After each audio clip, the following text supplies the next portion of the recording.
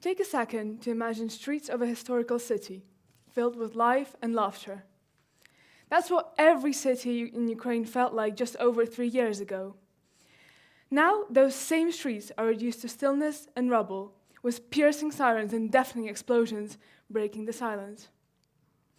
In the face of such devastation, how does this destruction affect the community?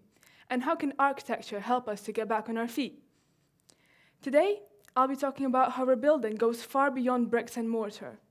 It's about healing, identity, and the promise of a brighter future. Sometimes one might not realize just how closely a community is intertwined with the architecture that surrounds it. They rise and fall together. That's why it's so important to consider the significant role architecture plays in helping societies recover from war. Architecture has a unique ability to embody values, history, and cultural significance, reflecting the identity of the people who inhabit it. The buildings around us mirror how we interact and function as a community. So, when we consider the first steps towards rebuilding, we should focus on what aspect of our collective identity we most want to restore. History offers many examples of how cities like Warsaw, Hiroshima, and Berlin used post-war reconstruction to reclaim what was lost and to envision what could be achieved. While Warsaw recreated its historic streets, going from destruction like this and this, to monumental replicas like this and this, Hiroshima chose to develop a more modern city, transforming ruins like these into a modern city just like this. These are just two examples among many, but they already show that what we choose to rebuild is a direct reflection of what we value most, be it the preservation of our past or a pursuit of a resilient, forward-looking future. Horrors of war not only bring destruction to the infrastructure and material losses, but they also break each of those who witness it from the inside. War is never something that can be easily forgotten or forgiven, and it is much easier to say than do when we talk about moving and recovering. Nevertheless, architecture can provide a way forward, helping communities heal both physically and psychologically. What often might seem insignificant has the power to bring back together a group of people who share losses and heartaches. A simple park bench or a restored courtyard can become a gathering place where communities can be built back up, as restoring a country is not possible unless it is done by the people working together. By reintroducing familiar landmarks like a rebuilt chapel or a carefully restored marketplace, architecture can spark memories of times before the conflict, reminding us of who we were and what we valued. This tangible link to the past offers us a sense of continuity, an anchor we can hold on to as we shape our future.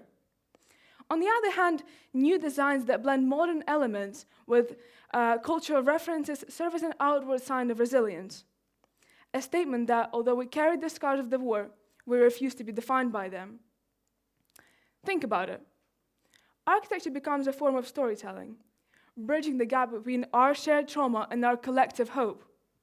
Through thoughtful reconstruction, we have the chance to weave our memories, values, and aspirations into the very fabric of our cities, transforming spaces of destructions into symbols of renewal. When we talk about rebuilding Ukraine, we're facing more than just physical damage. We're also dealing with how deeply communities have been affected emotionally. Every street corner, every neighborhood, and every square has a personal meaning. These places hold our memories, both happy and painful, that tie us together as a community. Rebuilding them isn't just fixing the buildings.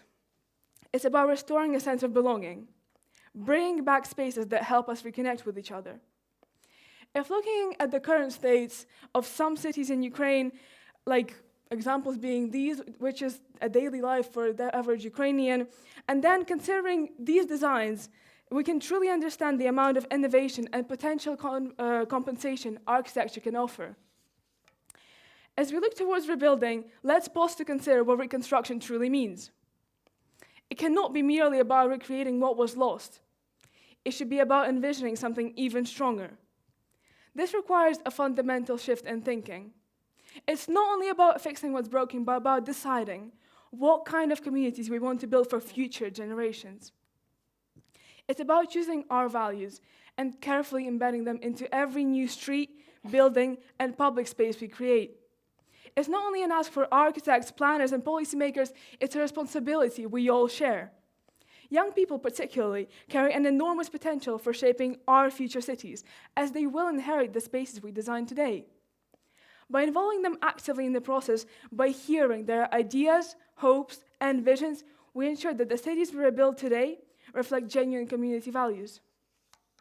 Imagine neighborhoods not only shaped by structural necessity, but by the desires and aspirations of the people who live there. Places where creativity, diversity, inclusion, and resilience are prioritized. Now, let's return once again to that vivid image of streets bursting with life, laughter, and activity. It might seem distant right now, almost unreachable, but it's crucial that we never lose sight of this vision. Rebuilding offers us a definite way forward, a meaningful way to reclaim our past, enrich our present, and shape our future. Architecture is about more than buildings and materials. It's fundamentally about people, communities, and shared histories. When we choose to reconstruct our cities, we're doing more than just restoring physical environments. We're taking a stand for our identity, heritage, and hope. We're choosing connection over isolation, renewal over despair, and resilience over resignation. When you leave here today, I invite you to reflect deeply on what rebuilding means, not just to Ukraine, but to you personally. Ask yourself, what would you rebuild first and why? Would it be the schoolyard that echoed with children's laughter, the hospital that saved thousands of lives, or the local square that anchored community life? Whatever it may be, know that every choice you make in this process will help turn trauma into a foundation for a new chapter. Ultimately, rebuilding is not only an act of restoration, but an act of defiance, a refusal to allow destruction to define our future.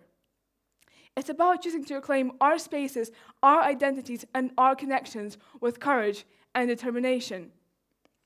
Let us embrace this responsibility fully, because the cities we rebuild today will become the communities where the future generations thrive.